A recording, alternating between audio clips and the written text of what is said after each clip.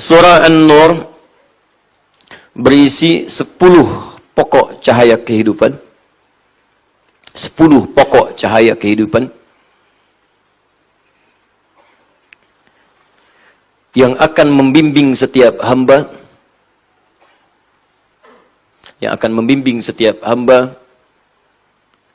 untuk mendapati kemudahan, kenyamanan, dan kesuksesan hidup. Mudah, nyaman, sukses. Ada yang sukses tapi meraihnya sulit, prosesnya panjang. Maka kita sertakan kalimat mudah untuk bisa mendapatkan hal yang diraih tadi dengan begitu cepat. Ada yang cepat sukses tapi hidupnya nggak nyaman. Sukses tapi tidak bahagia gitu. Ibu pilih mana, Bu? Sukses tidak bahagia atau nggak sukses tapi bahagia? Nggak ada pilihan ketiga dan nggak usah maksa. Kira-kira mana? Sulit ya? Sulit karena kebahagiaan itu selalu melekat dalam setiap kenikmatan. Jadi kalau ada nikmat nggak ada bahagianya, itu tidak ternikmati dengan baik. Kayak orang sakit misalnya, ya sakit tapi tenang, atau sehat tapi gelisah, pilih mana? Nggak bisa. Ya, nggak bisa, pasti ingin menyatu keduanya, karena setiap kenikmatan itu akan ada unsur kebahagiaan dalam menerimanya. Baik, maka kita sertakan kalimat nyaman di sini. Ya, mudah, nyaman, dan sukses. Pertama, cahaya yang pertama, bimbingan pertama, saya sebutkan umum dulu, baru nanti kita masuk ke suratnya, ke ayatnya. Nanti kalau mohon izin ya Bu, Pak ya, belajar dengan saya harus sabar. Karena nanti ketika Anda belajar dengan saya, khususnya Al-Quran, saya tidak akan membahas secara global. Yang saya akan bahas bahkan dari setiap hurufnya. Yang penting kita selesaikan, walaupun nggak tuntas sampai kita wafat, minimal kita wafat dalam keadaan sedang mengkaji Al-Quran insyaAllah. Ya. Satu, cahaya pertama, sifatnya larangan ya. Larangan berzina. Larangan berzina. Jadi kalau ingin sukses, jangan zina. Ya. Ada kan orang yang karirnya hancur karena selingkuh? Ya, karena zina, banyak. Pertama itu. Nanti kita turunkan pelan-pelan. Kedua, larangan menuduh tanpa bukti, fitnah. Larangan menuduh tanpa bukti, fitnah. Coba lihat, banyak orang hancur karirnya, hancur martabatnya karena fitnah. Ini sekarang marak semua nih. Ya, coba lihat tuh, zina menyebar. Bahkan kemarin ada disertasi yang cenderung menghalalkan zina. 3, larangan menebar hoax. Larangan menebar hoax. Tuh kan, menebar hoax, hoax. Hoax. Ya, berita yang tidak benar. Sudah? Sekarang kejadian nggak? Ya coba tuh, 3-tiganya udah menyebar. Makanya kehidupan tuh sering gelap. Melihat, kan serba gelap yang kita hadapi sekarang ini. Kerusuhan di mana-mana, ribut di mana-mana, saling tuduh di mana-mana. Berita hampir tiap hari tuh, hampir tiap hari kok jelek terus itu yang muncul. Mabuk di sini, pembunuhan terjadi, kecelakaan begini. Ini hampir tiap hari, buka di tiap hari. Saya hampir tiap hari itu saya jajarin tuh berita tuh. Mulai dari ini, detik.com, Era Muslim, Hidayatullah, Republika, CNN, BBC. Baca semua, hampir musibah tiap hari itu. Gelap. Apa nggak ada tiap hari berita yang menenangkan? Mendapatkan juara ini, terjadi kenikmatan begini, ini meningkat, kenyamanan ini. Coba bandingkan dengan nilai kegelapan yang muncul dibandingkan cahaya kenikmatan yang dirasakan. Berapa persen perbandingannya? Apa di antara dampaknya? Ya ini tadi, sumber-sumber cahayanya itu ditiup.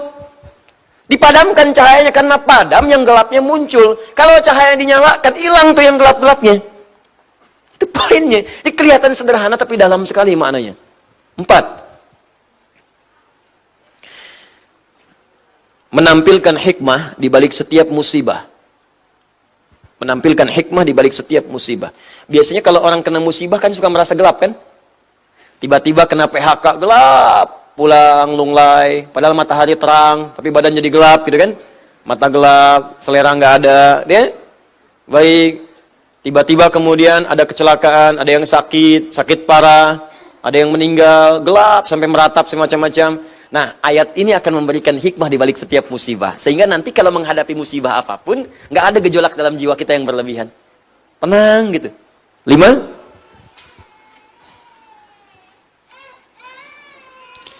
Larangan mudah menerima berita tanpa validasi. Larangan mudah menerima informasi yang belum tervalidasi, belum dicek kebenarannya.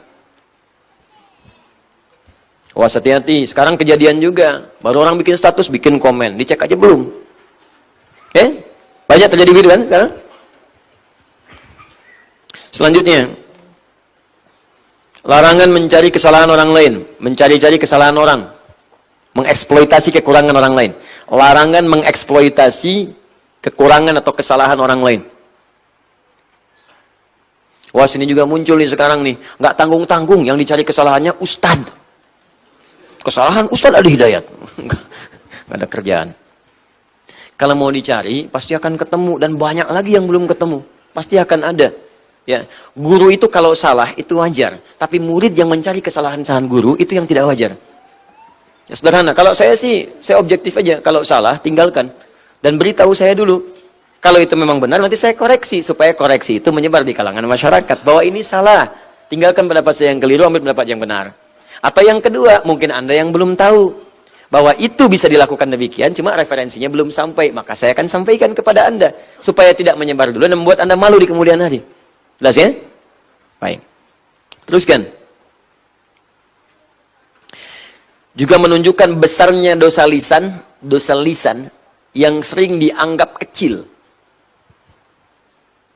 Menunjukkan besarnya dosa lisan yang sering dianggap ringan, kecil.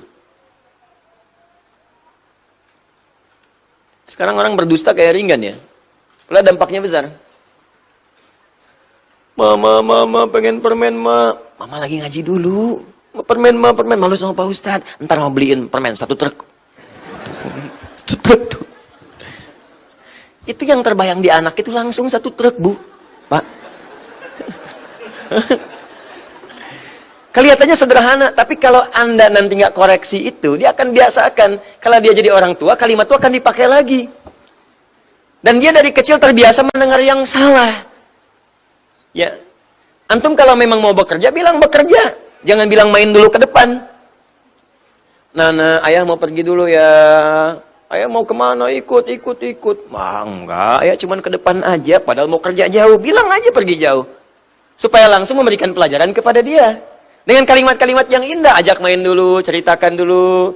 Ayah mengajar dulu ya, dengan mengajar ini, ayah bekerja dulu dengan kerja ini, nanti adek insya Allah pulang bisa dapat mainan, kita bisa main lagi, kita bisa jalan-jalan lagi, kita bisa mengaji bersama. Kalau ayah nggak bekerja, kita nggak bisa melakukan itu lagi. Buat dia mengerti dengan bahasanya. Setelah itu pamit, itu lebih elegan, lebih bagus dibandingkan membuat kalimat-kalimat yang tidak nyata. Ya, jangan tunjukkan sesuatu yang tidak benar, walaupun pada anak kecil.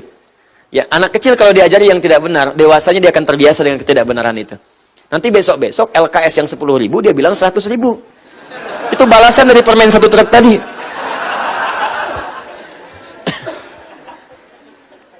Dan larangan menikmati tersebarnya gosip yang menimpa orang beriman. Aduh, ini saya agak khawatir ini. 8 poin ini muncul semua sekarang ini. Sedih dia ini. Larangan menikmati gosip yang tersebar menimpa orang beriman.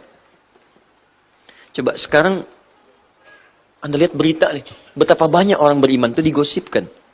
Bahkan dicela. Berapa banyak ulama sekarang dicela.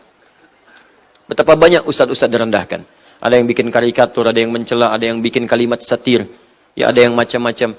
Dan lebih aneh lagi, ada yang menikmati itu. Dan dia bangga menikmati itu sebagai seorang muslim. Itu aneh. Itu dampaknya bisa memadamkan cahaya. Makanya kegelapan banyak muncul. Datang sini, ribut. Padahal mau ngisi pengajian, ribut. Yang ini ribut, yang ini rusuh. Ini ribut, ini rusuh. Kalau terbiasa, gini, kalau mau ngaji aja rusuh, mau mengerjakan kebaikan rusuh, maka pantas keburukan pun banyak menyebar kerusuhan. Sepak bola, rusuh. Lempar minum, lempar ini, lempar itu. Makin meluas lagi. Kalau ekskalasi yang kecil nggak bisa dipadamkan, nanti apinya semakin meluas. Dari kata nurun itu kan muncul kata narun, nar itu api. Jadi kalau Anda menyulut di sini api, kemudian nggak dipadamkan, atau ditambahkan dengan hal yang bisa memicu, apalagi kasih bensin, menyebarnya luas. Maka kalau cahaya-cahaya itu dipadamkan, apinya semakin menjalar nantinya. Itu yang bahaya. Coba silahkan cek sekarang ini. Bukankah kegaduhan semakin meluas? Levelnya kecil, jadi luas. Sekarang antar negara, pindah ini, pindah itu. Kita mau sampai kapan begini? Cukup amalkan satu surah ini dalam Al-Quran. Demi Allah saya katakan, lihat perubahannya kemudian. Cahaya akan muncul. Katanya ingin tenang. Katanya ingin nyaman. Tapi sumbernya nggak dikerjakan. Gitu. Dan kita mengatakan muslim gitu. Itu Allahu Akbar. Astagfirullah. Astagfirullah. Ya, kemudian selanjutnya. Hukum sedekah bagi kerabat. Hukum sedekah bagi kerabat. Khususnya kerabat dekat. Nanti kita akan lihat bagaimana cahaya yang muncul dari kemuliaan sedekah. Masya Allah. Indah sekali. Anda nggak tahu kapan Anda wafat. Ketika Anda wafat, tiba-tiba anak paman yang Anda santuni dulu sekarang jadi direktur. Anak Anda diangkat kemudian. Ya, anak bibi yang dulu Anda cuman bayari SPP-nya. Tiba-tiba Masya Allah sekarang jadi punya kedudukan. Tiba-tiba Anda yang wafat, anak Anda dirawat oleh dia. Banyak terjadi. Nah, itu diantara fungsi sedekah. Bagaimana cara sedekahnya? Apakah harus selalu dengan uang? Belum tentu. Nanti kita akan lihat rumusnya saat masuk kepada ayat-ayatnya. Yang terakhir 10. Nah ini. Menghadirkan kunci harmoni dalam rumah tangga. Menghadirkan kunci harmoni dalam rumah tangga. Bagaimana kita mendapati kehidupan rumah tangga yang harmonis dari surah ini.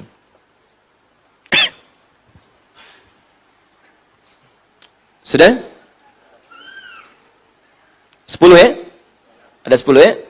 Baik, saya cek ulang. Larangan zina, larangan menuduh tanpa bukti atau fitnah, larangan menabrak hoax, larangan menampilkan hikmah di balik musibah, larangan mudah menerima berita tanpa validasi, kemudian larangan mencari-cari kesalahan orang lain, kemudian besarnya dosa lisan yang sering dianggap ringan, larangan menikmati tersebarnya gosip bagi orang beriman, kemudian hukum sedekah bagi kerabat, dan tips atau kunci mendapatkan harmoni dalam rumah tangga.